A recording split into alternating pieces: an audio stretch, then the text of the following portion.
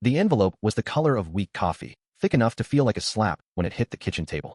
I had just poured my second cup of the morning, the kind that could strip paint off a barn door, when Max, my 80-pound yellow lab, nudged my knee with his cold nose. The return address read Pine Ridge Homeowners Association Architectural Review Board. Max whined, the way he does when the mailman lingers too long at the box. I slit the envelope with the same pocket knife Grandpa used to whittle fishing lures. The letter unfolded like a verdict. Dear Mr. Edward Morrison, the laser-printed Times New Roman began. This serves as official notice regarding the unapproved structure erected at Lot 42 on or about the 12th of this month. The committee has conducted a visual inspection and finds the new fencing in violation of Pine Ridge Community Covenants, Article 5, Section 3C. My eyes skipped the legalese and landed on the sentence that stopped my heart. The committee further finds the structure's aggressive verticality and non-harmonious aesthetic create a hostile and unwelcoming barrier to community light and cohesion. The dark, brooding stain is a stark departure from the approved natural cedar or community khaki palette. It looms. Hostile. My fence was hostile. I looked out the kitchen window at the brand new 6-foot privacy fence I had paid a small fortune for, the cedar still smelling like a Christmas tree lot. Max sat beside me, tail thumping the tile. Does that look hostile to you, boy? I asked. Max barked once, sharp and affirmative, probably because hostile sounded like treat. I crumpled the letter in my fist. The fence was the definition of fence. Vertical planks of wood. Its aggressive verticality was what fences do. The brooding stain was high-end mountain mahogany sealant, recommended by the installer to protect against Florida sun and hurricane rain. According to Margaret Whitaker, chair of the review board, I had built a Gothic battlement to summon demons. 2 weeks earlier, when the post-hole digger was still chewing up my front yard, my neighbor on the east side, Harold, had wandered over with a cold beer in each hand. Harold is the kind of guy who can fix a carburetor with baling wire and tell you the exact day the tomatoes will ripen. Nice fence, Ed, he said, squinting at the cement bags. 6-foot cedar. Mac's been making friends with the Amazon guy again. I laughed, wiping sweat from my brow. Tired of fishing him out of the retention pond 3 blocks over. Harold nodded. Mountain mahogany stain? Classy. Keeps the rabbits out of my peppers. Win-win. Reasonable. Harold is reasonable. The fence is reasonable. The only hostile thing in Pine Ridge was the woman who wrote the letter. And as if summoned by the heat of my rage, there she was, Margaret, power walking down the sidewalk in a teal tracksuit that matched her visor, shoes so white they reflected the sun like signal mirrors. She did not walk. She marched, arms pumping like pistons, ponytail swinging like a metronome set to vindictive. She slowed as she passed my house, the slowest power walk in recorded history. Her head stayed forward, but I felt her eyes slice sideways. She did not wave. She smiled, a thin, bloodless smile that said I have your $8,000 fence in a bureaucratic chokehold, and I am enjoying this. It was the most hostile thing I had ever seen. I let it simmer for 24 hours. I reread the letter until the words blurred. I drank enough bourbon to float a battleship. I explained the situation to Max in detail. He responded by trying to eat the letter, which I considered a valid legal strategy. By the next afternoon, I knew I had to face the beast. My plan was simple, the accidental run-in. Neutral territory, the community mailboxes at the end of the cul-de-sac, suburban Switzerland. I saw her teal figure marching at 3:52 p.m. Sharp. She was nothing if not predictable. I grabbed a fistful of junk mail and hustled down the driveway, affecting a casual "oh fancy seeing you here" stroll. She was sanitizing the mailbox handle with a travel bottle clipped to her waistband. Each circular wipe a tiny act of war. Hey, Margaret, I said, trying to sound breezy. She froze, finished her ritual, snapped the cap shut like a gunshot, and turned. Edward. It was not a greeting. It was an identification. So, I fumbled, got your letter. I assumed you had.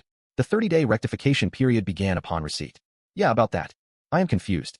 The letter says my fence is hostile. Margaret sighed, a short, impatient puff of air that could power a small wind turbine. Edward, the committee, which I chair, finds the structure confrontational. I blinked. Confrontational? It is a fence. It is planks of wood. How can wood be confrontational? It has not said a word to me. Did it say something to you? She did not appreciate humor. Her lips thinned to a razor. It is the intent, Edward. The feeling. It looms. It is 6 feet tall. It is supposed to loom a little. That is the privacy part. It blocks the afternoon sun from Mrs. Larson's hydrangeas, she said, as if this was checkmate. Mrs. Larson lived 2 doors down. The shadow from my fence could not reach her yard unless the sun teleported north. Margaret, that is physically impossible unless my fence is 1,000 feet tall. The bylaws, section 5.1b, state all structures must blend with the natural and community aesthetic. Yours juts. I was losing my mind. It is a straight line. How can a straight line jut? What is not jut? A 4-foot picket fence in community khaki. That would be harmonious. It would not jut. My eyes twitched. Margaret, I have an 80-pound lap. A 4-foot picket is an appetizer. He would treat it as a low-impact hurdle. This is when she went for the jugular. She looked past me to Max sitting patiently on the porch. Her eyes narrowed. Perhaps a less confrontational dog would be more in line with community standards.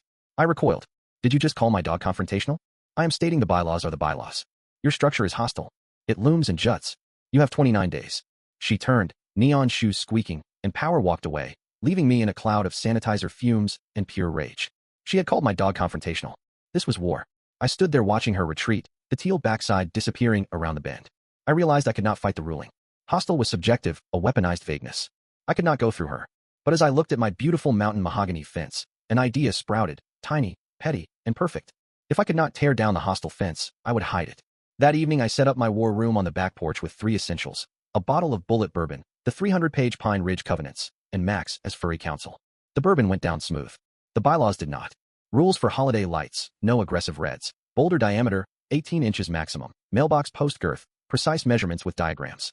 I was drowning in heretofores and aforementions. This is insane, Max, I muttered, rubbing my temples. Section 8.2 says I cannot have a garden gnome. A gnome is a non-approved artificial sentinel. What do they think the gnomes are doing? Reporting back to her. Max sighed, chin on my knee. Keep reading. I refilled my glass and flipped to landscaping. There it was, section 10.4, natural plantings and garden beds. I read it once, twice, aloud to Max. The bylaws obsessed over permanent structures, fences, sheds, gazebos, but natural flora was a ghost town. Plantings should not impede public walkways and should be maintained in healthy condition. That was it. No height restrictions, no aesthetic clause, no approved palette. Margaret had forgotten the plant kingdom. I grinned, a slow, bourbon-fueled grin. Oh, Max, we are going to harmonize the hell out of this yard. The next morning, hungover but vibrating with purpose, I called Ted's Landscaping. Ted is my spiritual opposite. Short, built like a keg with legs, toothpick perpetual in his mouth, Soil King t-shirt faded from 1,000 washings. He arrived in a rust-colored F-350 that sounded like a tank. Nice fence, good stain, mountain mahogany, he grunted, slapping a plank. Thanks. Now the job. I need a raised garden bed, 60 feet long, 3 feet high, right in front of the fence, 6 inches away, built from heavy-duty 4x4s. Indestructible. Ted stopped chewing. He looked at the fence, the strip of grass, then across the street to Margaret's house where she pretended to deadhead petunias while staring daggers. A gap-toothed grin spread. HOA? She said my fence was hostile. Ted laughed, a sound like gravel in a blender. Hostile? Last week one told a lady her bird bath was promiscuous. Say no more. We are building the Fort Knox of planters. Ted and his crew were not landscapers. They were engineers of spite. They descended Monday with circular saws, impact drivers, and the thud of timbers that shook the windows. Margaret was apoplectic, standing on her porch with a clipboard, visor clamped like a helmet. They built a 60-foot-long, 3-foot-high marvel of treated pine, so solid you could park a sedan on it. The moment Ted's truck pulled away, Margaret marched over, shoes squeaking rage. Edward, what is this? It is a garden, Margaret. Section 10.4. My back is not what it used to be. I figured a nice green garden would soften those hostile lines. Her face cycled through colors. The committee will monitor. She stormed off. Phase 2. Planting. I bribed my buddy Dave with IPA and steak. We wheelbarrowed in Ted's steroid soil, mushroom compost, aged manure, peat. It smelled like prehistoric victory. We planted mammoth gray striped sunflowers, hundreds in dense rows 6 inches apart, a green army. I installed industrial drip irrigation, timers set twice daily. It was boot camp for plants. Florida summer obliged. 3 days, green helmets. 1 week, 6 inches. 2 weeks, 2 feet, leaves like shields. 3 weeks, 3 feet, a hedge. The fence vanished behind a leafy curtain. Margaret's first email. Your shrubbery exhibits unprecedented growth. Please provide maintenance plan. I replied politely. Just a guy with a green thumb, excited for blooms.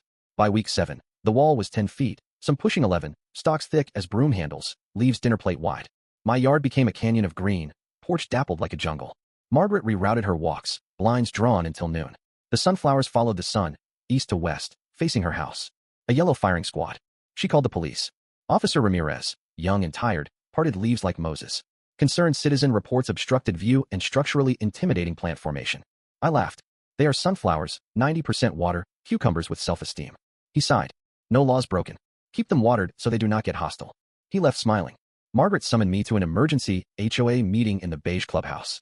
PowerPoint. Before, fence circled in red danger graphic. After, biohazard symbol over the green wall. She called it a spite wall of weeds, a living fence violating spirit of bylaws. I quoted section 10.4. Harold stood. I am more offended by your rock garden. At least EDS is interesting.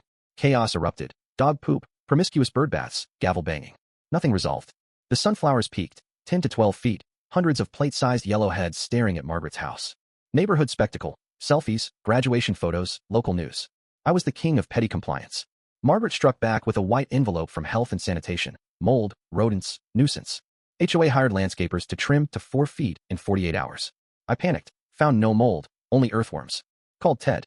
Friday 9 a.m. I will be in the neighborhood. Friday 8:45 a.m. I sip coffee on the porch, Max anxious. 8:52, sterile truck parked. 8:55, Margaret emerged in beige linen, clipboard scepter. 8:58, trimmer guy Gary approached. 8:59, Ted's F-350 rumbled, parallel parked blocking everything. Morning, Ted grunted. Gary confused. Work order, lot 42. This is produce, Ted said. Pre-sold harvest, custom bird seed. Destruction of agricultural property, tortious interference. Gary called boss, sped off. Margaret slammed her door. Fall came. I harvested 50 pounds of seeds, filled feeders, bagged 5 for Ted. One night, I tripped in Margaret's rock garden, accidentally scattering thousands of seeds. See you next spring. The wall dyed brown and beautiful. HOA passed the Sunflower Act, 8-foot maximum. I framed the newspaper. Local man's hostile fence replaced by glorious sunflower spite wall. HOA president not a fan. My porch is private, the fence visible but victorious. Margaret is a ghost. Peace is a garden you defend, one seed at a time. What about you? Ever turned a rule against the rulemaker? Did you comply maliciously or fight outright? Share your story below, especially if injustice hid behind bylaws or badges. Where do you draw the line between bending and breaking? The algorithm rewards truth, but your neighbors might need the blueprint more.